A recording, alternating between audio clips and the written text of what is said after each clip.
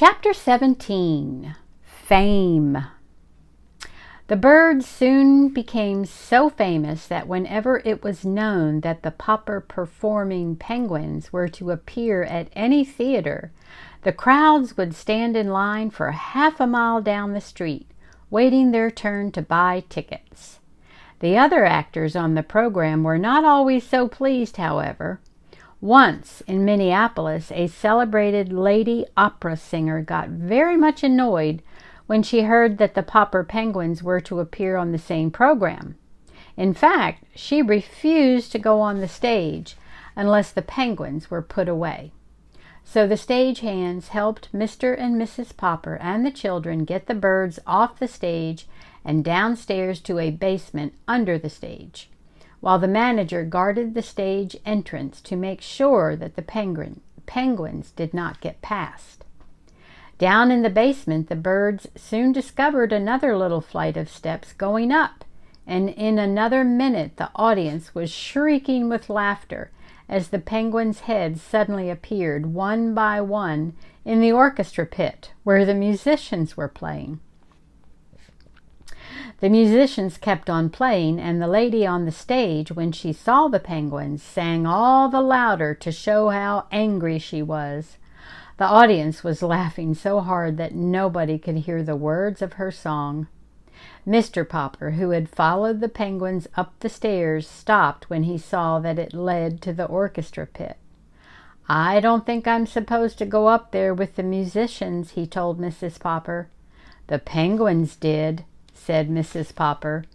"Papa, you'd better get them off before they start biting the pegs and strings off the fiddles," said Bill. "Oh dear, I just don't know what to do," said Mr. Popper, sitting down helplessly on the top step. "Then I will catch the penguins," said Mrs. Popper, climbing up past him, with Janey and Bill following. When they saw Mrs. Popper coming after them, the penguins felt very guilty because they knew they did not belong there. So they jumped up on the stage, ran over the footlights, and hid under the singing lady's blue skirts. That stopped the singing entirely, except for one high, shrill note that had not been written in the music. The birds loved the bright lights of the theater and the great laughing audiences and all the traveling. There was always something new to see. From Stillwater out to the Pacific coast they traveled. It was a long way now to the little house at 432 Proudfoot Avenue, where the Poppers had to worry about whether their money would hold out until spring. And every week they got a check for $5,000. When they were not actually playing in some theater or traveling on trains between cities, their life was spent in the larger hotels. Now and then a startled hotel keeper would object to having the birds register there.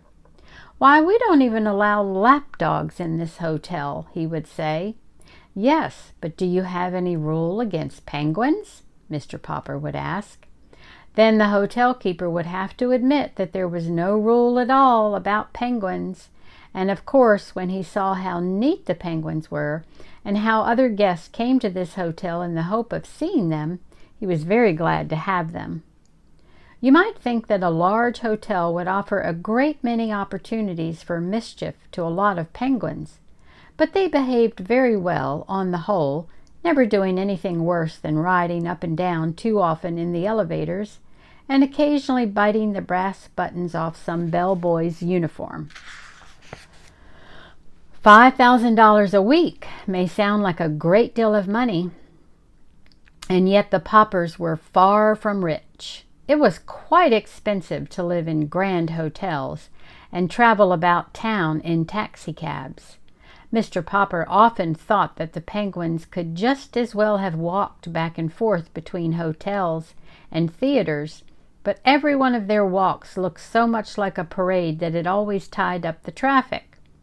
So Mr. Popper, who never liked to be a nuisance to anyone, always took taxis instead. It was expensive to have huge cakes of ice brought up to their hotel rooms to cool the penguins. The bills in the fine restaurants where the Poppers often took their meals were often dreadfully high. Fortunately, however, the Penguins' food had stopped being an expense to them. On the road, they had to give up having tank cars of live fish shipped to them because it was so hard to get deliveries on time. So they went back to feeding the birds on canned shrimps. This cost them absolutely nothing, for Mr. Popper had written a testimonial saying, "Popper's performing penguins thrive on Owen's oceanic shrimp." This statement, with a picture of the 12 penguins, was printed in all the leading magazines, and the Owens Oceanic Shrimp Company gave Mr. Popper an order that was good for free cans of shrimps at any grocery store anywhere in the country. Several other companies, such as the Great Western Spinach Growers Association and the Energetic Breakfast Oats Company, wanted him to recommend their product too, and offered him large sums of cash. But the Penguins simply refused to eat spinach or oats, and Mr. Popper was much too honest to say they would, even though he knew the money would come in handy. From the Pacific coast they turned east again to cross the continent. They had time enough on this brief tour to touch only the larger cities. After Minneapolis, they played Milwaukee, Chicago, Detroit, Cleveland, and Philadelphia. Wherever they went, their reputation traveled ahead of them. When early in April they reached Boston, huge crowds awaited them in the railway station. Up to now, it had not been too difficult to keep the Penguins comfortable. But a warm spring wind was blowing across Boston Common, and at the hotel Mr. Popper had to have the ice brought up to his rooms in 1,000-pound cakes. He was glad that the 10-week contract was almost up, and that the next week, when his birds were to appear in New York, was the last. Already Mr. Greenbaum was writing about a new contract. Mr. Popper was beginning to think, however, that he had better be getting back to Stillwater, for the Penguins were growing irritable. Chapter 18. April Winds. If it was unseasonably warm in Boston, it was actually hot in New York. In their rooms at the Great Tower Hotel overlooking Central Park, the Penguins were feeling the heat badly. Mr. Popper took them up to the roof garden to catch whatever cool breeze might be blowing. The Penguins were all charmed by the sparkling lights and the confusion of the city below. The younger birds began crowding over to the edge of the roof and looking down at the great canyons beneath them. It made Mr. Popper very nervous to see them shoving each other as if at any moment they might succeed in pushing one over. He remembered how the South Pole penguins always did this to find out what danger lay below. The roof was not a safe place for them.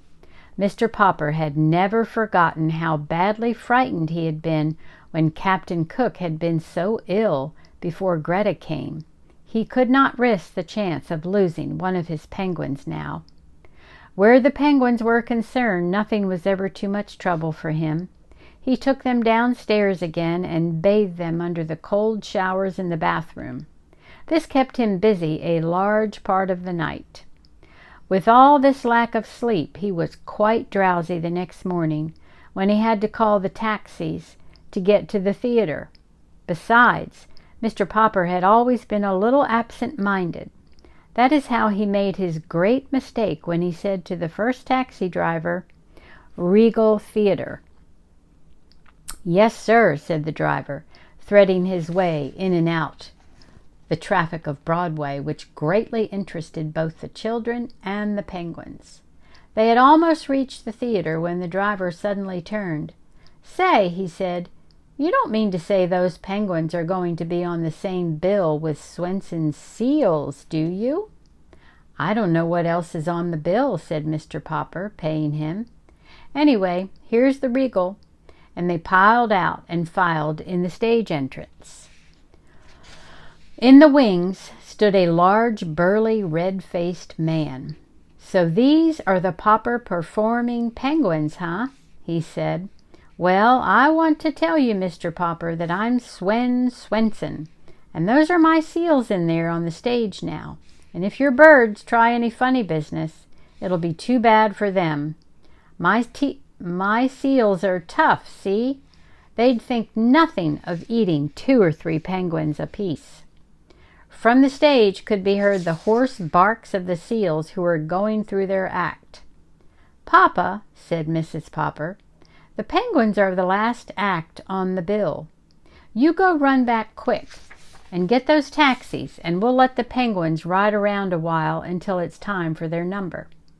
Mr. Pauper hurried out to catch the drivers. When he returned, it was too late. The pauper performing penguins had already discovered the Swenson seals. "Papa, I can't look!" cried the children. There was a sound of dreadful confusion on the stage. The audience was in an uproar, and the curtain was quickly rung down. When the paupers rushed onto the stage, both penguins and seals had found the stairway leading to the Swenson dressing room and were on their way upstairs. "I can't bear to think what's happening up there," said Mr. Pauper with a shudder. Mr. Swenson only laughed. "I hope your birds were insured, Pauper," he said. "How much were they worth?" "Well, let's go up and look."